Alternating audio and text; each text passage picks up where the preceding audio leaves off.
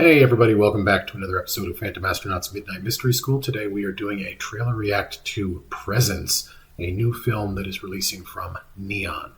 So let's get right into it, no pre-watch. And here we are, we've got the Neon logo. And let's see what they have for us.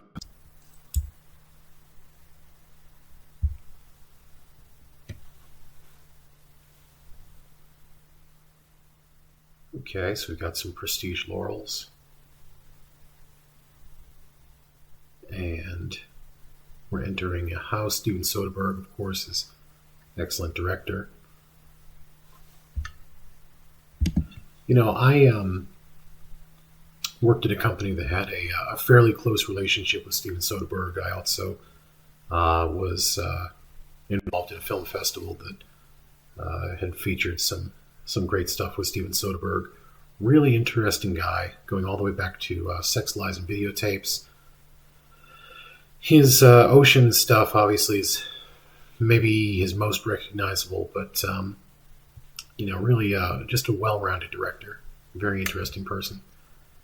So we had somebody coming in a house, walking up the stairs. I'm assuming that that's Lucy Liu. I saw that Lucy Liu is in this, so she's most likely the main character.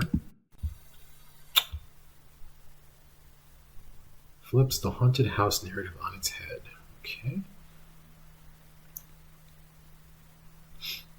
Expands the possibilities of cinema. This is really, really reaching for some high heights here, huh?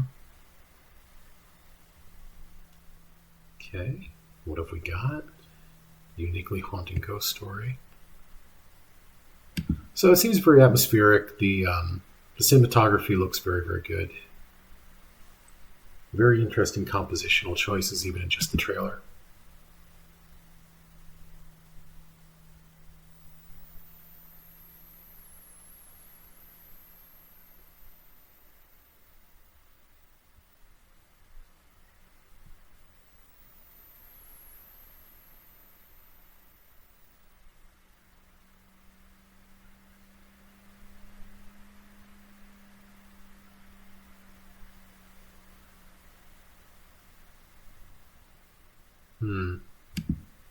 All right, so what I'm seeing now is a poltergeist-like story. I'm seeing something that's, they said it turns the haunted house genre on its head. You could argue that something like Ari Aster's Hereditary, which featured a strangely incoherent representation of like spiritualism, may have done something similar. You could say that maybe that was a haunted house, or you could say it was a haunted person, or you could say it was a demonic possession story. There are a lot of things that you can sort of wrap up in this, but what we're seeing here is traditional poltergeist activity. Poltergeist, of course, being the the German word for mischievous spirit, an entity that intentionally wreaks havoc in the lives of the living. And a poltergeist may or may not necessarily be a ghost. If the ghost definition that you're working under is the definition of a soul that has passed on from the corporeal living form into some sort of an afterlife, a poltergeist may actually be, according to folklore, a spirit that never was human, never had a corporeal material form.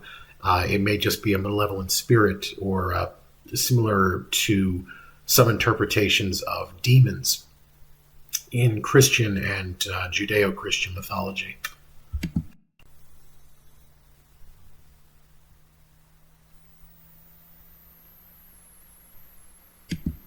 I'm really liking these Steadicam sort of shots, these really playing around with this. It looks like the cameras are small. It almost reminds me a little bit of Paranormal Activity in the way that it's using very lightweight gimbal-based, a gimbal, of course, being a camera system that has a gyroscopic balancing mechanism that makes it function similarly to how your eyes don't shake and rattle all over the place when you go to walk down the street. So these kind of Steadicam gimbal shots give a very human point of view.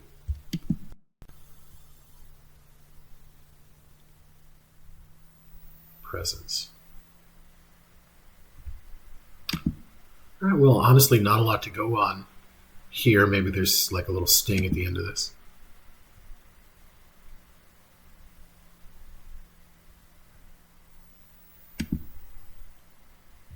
All right, well, I suppose not. I suppose that's just what we have to sit and meditate with. A little bit of atmosphere, a little bit of a taste of the style in which it was shot, but not necessarily a lot of story meat, not necessarily a lot of things to go on other than some prestige laurels and things of that nature. So Neon typically doesn't disappoint, but I am interested to see what Steven Soderbergh does with the haunted house motif. A couple of things that we can think about haunted house stories. If we go back to the Amityville Horror, or The Shining, like I recently talked about in the React video that we did for Wolfman, you can think of the haunted house as maybe a metaphor for turmoil within a family, the idea of space being invaded. It could be about personal space and safety. It can go all the way back to the beginning of time in terms of how we gather around a campfire and we have sort of primitive forms of shelter. There was an interesting episode of a TV show that was on many years ago called Survivor Man.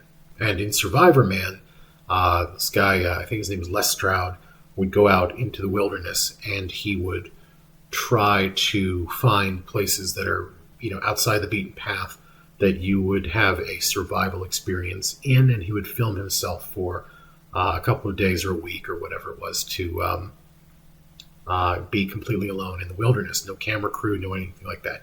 He was doing all the production work, and he was also doing all the survival actions that you would have to take: hunting, fishing, building shelter, all that kind of stuff. So how this relates back to what I'm talking about in terms of the haunted house is there was a really interesting episode in the Amazon where Les Stroud was inside of this primitive shelter, and it was jarring because there was a night vision camera that he's like holding in front of him like on a selfie stick, and you see him kind of dashing through the woods in the middle of the night. He's in a panic. Never saw anything like this on the show before that. And you hear a jaguar chasing after him.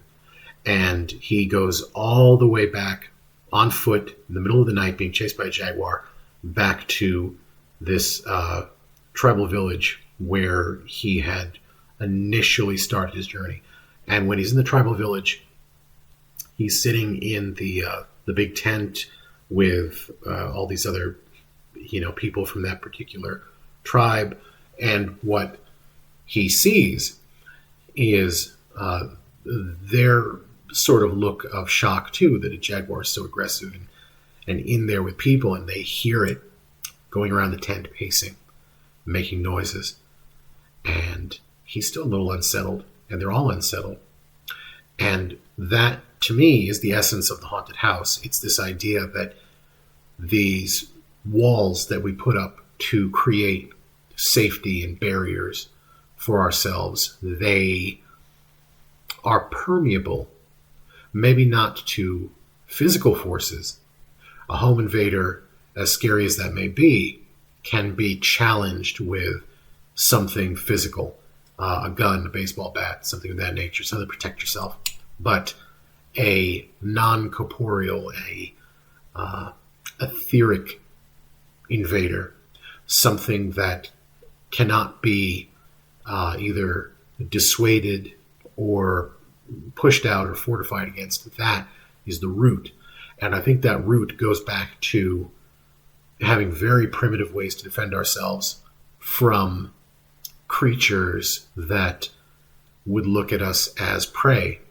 And they're almost like forces of nature. They are things that were for hundreds of years beyond our control. The best that we could do was try to create shelters for ourselves, but we couldn't really reason with them. We couldn't really effectively defend ourselves individually. So we started building society, and we would become interconnected. We would create agriculture. We would create permanent housing. We would find all of these ways in which to weave and band together so that we didn't have to be concerned about these forces on an individual level.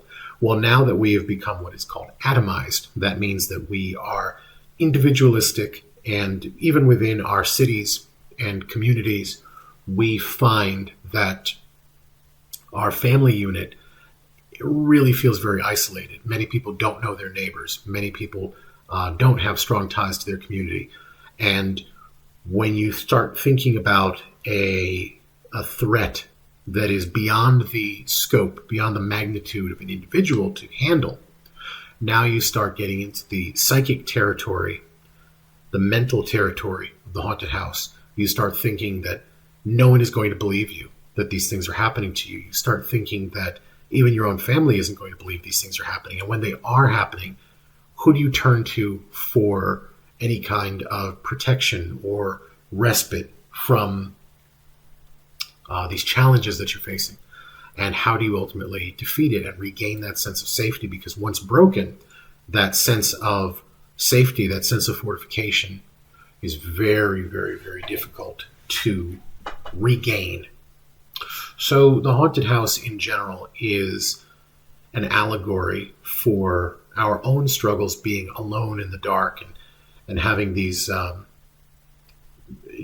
kind of questions in the back of our head about how can we grapple with nature and the world around us without the need for community, especially in the late hours of the evening, especially when all of our safety nets and things are not available to us. Things are asleep. That's why you see a lot of these things like paranormal activity, where you have the night vision camera watching you. And the night vision camera, of course, is sort of this representation of the idea that we are most vulnerable when we are sleeping and when the world is sleeping and when we have to face things completely on our own. So in some ways, the haunted house story can be very empowering because like Poltergeist, the movie Poltergeist, we can find community to rally with us and face these challenges together, not only as a family unit, but as an extended family unit of people who are willing to make those sacrifices, to go out of their way to find a collective way to combat these threats. Or you can look at the haunted house in the way of a rugged individualist, like somebody who is completely isolated, and you and your family are the only people that can face this challenge. No one believes you, and that becomes a story of perseverance, of overcoming this insurmountable foe, this existential threat, and you can feel good that the protagonists are able to rise to that occasion. So either way, we tend to find some form of solace in haunted house stories. The Presence that we just watched, I'm not sure exactly where it's going, but Steven Soderbergh, interesting filmmaker, hopefully interesting things. And make sure to like, subscribe, and follow us for more trailer reacts, Midnight Mystery School episodes, field trips, show and tell, all that good stuff that we do here on the channel. Appreciate all the support that you have. I'm Phantom Astronaut, and I will see you out there.